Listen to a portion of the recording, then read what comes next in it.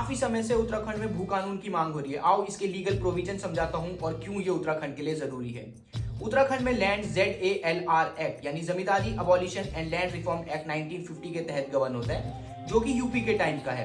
इसको उत्तराखंड के गठन के समय मॉडिफाई करके अपना लिया गया। 2003 ND तिवारी सरकार के टाइम पर इस पे एक अमेंडमेंट आता है, जिस पर कृषक भूमि पे 500 स्क्वायर मीटर की एक लिमिट लगा दी जाती है, जिससे ज्यादा भारी लोग नहीं ले सकते। 2008 में फिर से एक अमेंडमेंट किया जाता है भुवन चंद्र खंडूरी जी की सरकार के टाइम पे, जिसमें 500 स्क्वायर मीटर को घटाकर 250 स्क्वायर मीटर की लिमिट लगा दी जाती है। लेकिन इस एक्ट में बहुत बड़ा लूप होल था, सेक्शन 1 क्लॉज 2 जो एक्सेप्शंस की बात करता है। अब एक्सेप्शन के तौर पर म्युनिसिपल कॉर्पोरेशन, नगर पंचायत, नगर पालिका, कैंटोनमेंट बोर्ड्स, ये सारे एग्जेम्प्टेड थे इस लिमिट से, जिसका खूब फायदा उठाया गया। काफी ग्राम पंचायतों को, काफी ग्राम सभाओं को कन्वर्ट करा गया नगर पंचायत में सिर्फ इस लिमिट को एक्सीड करने के लिए। इसके बाद 2018 में त्रिवेंद्र सिंह सरकार द्वारा लाया जाता है एक ऑर्डिनेंस, जो बाद में सदन में पारित हो जाता है। इससे ऐड करा गया सेक्शन 154 क्लॉज 2, जिसने लिमिट ही हटा दी है सारी। फिर सेक्शन 143 क्लॉज 8, जिसने लैंड यूज को बहुत आसान कर दिया था। और सरकार ने इसकी रीजनिंग दी कि हम चाहते हैं पहाड़ी क्षेत्रों में डेवलपमेंट, इंडस्ट्रीज। अब आपको भी पता है और मुझे भी पता है कि कितनी इंडस्ट्रीज आपके गांव में लगी और हमारे आसपास लगी है।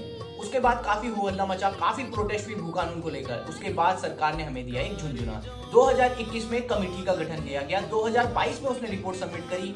आज तक ना वो कमेटी पब्लिक डोमेन में अवेलेबल है और ना ही सरकार ने कोई ATR सबमिट करा है कि क्या कदम उठाए गए हैं।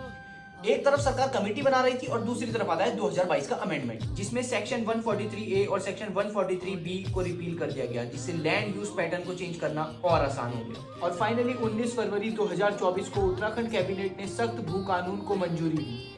ये हमारी पहचान बचाने की दिशा में एक बड़ा कदम है। अब देखना होगा कि क्या यह कानून हमारी महत्वाकांक्षाओं को हकीकत में बदल पाएगा। क्या उत्तराखंड के भू कानून की मांग अनकॉन्स्टिट्यूशनल है या ये तुम्हारे आर्टिकल 19 राइट टू फ्रीडम का इंफ्रिंजमेंट है? बिल्कुल भी नहीं। हमारा संविधान काफी सारे स्टेट्स को पहले ही प्रोटेक्शन देता है कि वो अपने ट्राइबल पॉपुलेशन, अपने कल्चर को प्रोटेक्ट कर सके। आर्टिकल 371A पढ़ लो, B पढ़ लो, C पढ़ लो, कहीं भी पढ़ लो। और जिन स्टेट को ये प्रोटेक्शन नहीं है, जैसे हिमाचल को नहीं है इसके तहत, तो उनका लैंड लॉ सेक्शन 118 पढ़ो, कितना स्ट्रांग है। सिक्किम पढ़ो, कितना स्ट्रांग है।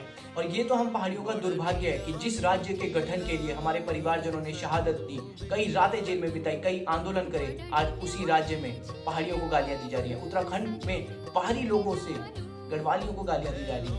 क्यों? Demography change. अगर हम आवाज नहीं उठाएंगे तो कौन उठाएगा? सरकार के लिए केवल एक जमीन का टुकड़ा हो सकता है, लेकिन ये हमारे लिए हमारी संस्कृति, हमारे कल्चर का प्रतीक है। जय हिंद, जय उत्तराखंड।